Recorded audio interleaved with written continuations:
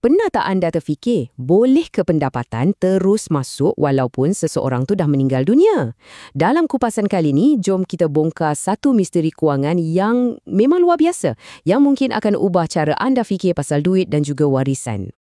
Cuba tengok nombor ni. RM1,20,178. Ini bukan sebarang nombor tau. Ini adalah pendapatan untuk setahun. Memang banyak. Tapi, di sebalik nombor ni, ada satu rahsia yang sangat-sangat menakjubkan. Ini dia persoalan utamanya. Macam mana pendapatan sebanyak ni boleh dijana 19 tahun selepas orang tu meninggal? Macam tak masuk akal kan?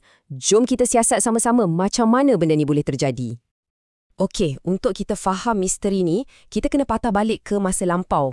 Kita kena kenal dulu siapa individu di sebalik semua ni. Siapa sebenarnya Chan Po Hyuk?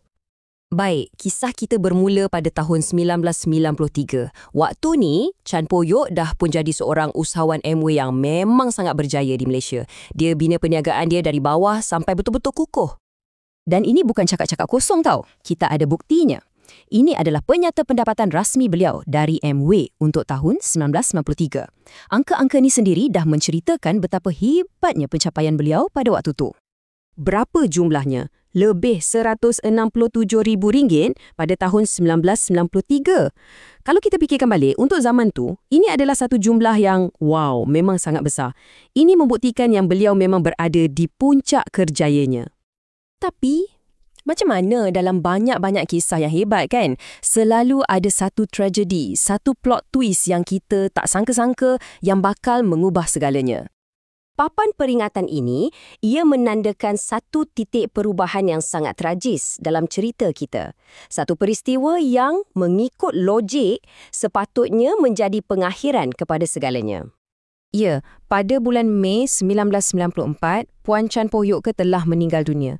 Logiknya, bila dah jadi macam ni, perniagaan dia, pendapatan dia sepatutnya habislah kan, terhenti di situ. Tapi, apa yang berlaku lepas tu memang melawan segala logik. Dekat sinilah misteri sebenar bermula. Kisah ni mengambil satu pusingan yang sangat-sangat mengejutkan yang mencabar semua pemahaman kita tentang perniagaan dan juga pendapatan.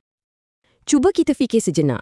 Kalau pengasas satu perniagaan tu meninggal dunia, apa sepatutnya jadi pada pendapatan syarikat tu? Mestilah berhenti kan? Okey, sekarang jom kita bandingkan. Sebelah kiri ni pendapatan dia pada tahun 1963, masa beliau masih hidup. Dan di sebelah kanan pendapatan tahun 1994, iaitu tahun beliau meninggal dunia. Cuba perhatikan angka-angka tu betul-betul. Carta ni, ia menunjukkan sesuatu yang sangat luar biasa. Pendapatan beliau bukan sahaja tak berhenti, malah ia meningkat. Daripada RM167,000 pada tahun 1993, naik kepada lebih RM200,000 pada tahun 1994. Cuba bayangkan pertumbuhan pendapatan pasif sebanyak 20% hanya dalam masa 12 bulan selepas pemergiannya. Ini betul-betul menakjubkan. Jadi inilah kuncinya. Asas perniagaan yang dibina oleh Puan Chan Po Hyuk ni begitu kukuh sampaikan ia boleh terus berkembang dengan sendirinya walaupun tanpa kehadiran beliau. Pertumbuhan dalam tahun pertama tu pun dah cukup mengagumkan. Tapi, tunggu dulu. Kita tengok apa yang berlaku dalam 2 dekad seterusnya. Gambaran penuh legasi ni akan buat anda lagi terkejut. Dan ini membawa kita kepada satu konsep yang sangat menarik, iaitu pendapatan legasi. Perniagaan Amway beliau dengan modelnya yang unik membenarkan pendapatan itu diwasiatkan dan diwarisi oleh keluarganya. Ini mewujudkan satu aliran pendapatan berterusan untuk generasi yang seterusnya.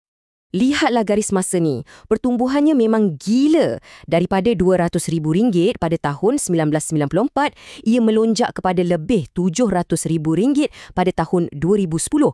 Dan akhirnya pada tahun 2012, 19 tahun selepas pemergiannya, pendapatan tahunan tu mencecah angka yang kita tengok awal-awal tadi, lebih RM1 juta. Dan kalau kita kira semua sekali, antara tahun 1993 hingga 2012, perniagaan ini telah menjana pendapatan terkumpul sebanyak RM10 juta. RM10 juta untuk keluarganya. Satu legasi yang betul-betul tak ternilai. Jadi, apa pengajaran utama yang kita boleh ambil dari kisah yang sangat luar biasa ni? Ia bukan sekadar tentang wang tau, tapi tentang prinsip membina sesuatu yang boleh berkekalan. Kisah Puan Chan Poh Yok ni membuktikan bahawa memang wujud model perniagaan yang hasilnya boleh bertahan malah melangkaui hayat pengasasnya sendiri. Ia boleh diwariskan dan yang paling penting, ia boleh terus berkembang untuk menyokong generasi akan datang. Dan ini membawa kita kepada satu persoalan penting untuk diri kita sendiri. Kisah ini berlaku berdekad-dekad yang lalu. Dalam dunia hari ini, agaknya apakah jenis perniagaan atau aset yang boleh kita bina yang bukan sahaja bagi manfaat kepada kita sekarang, tapi juga boleh meninggalkan satu warisan yang berkekalan untuk orang yang kita sayang. Sesuatu untuk kita fikir-fikirkan.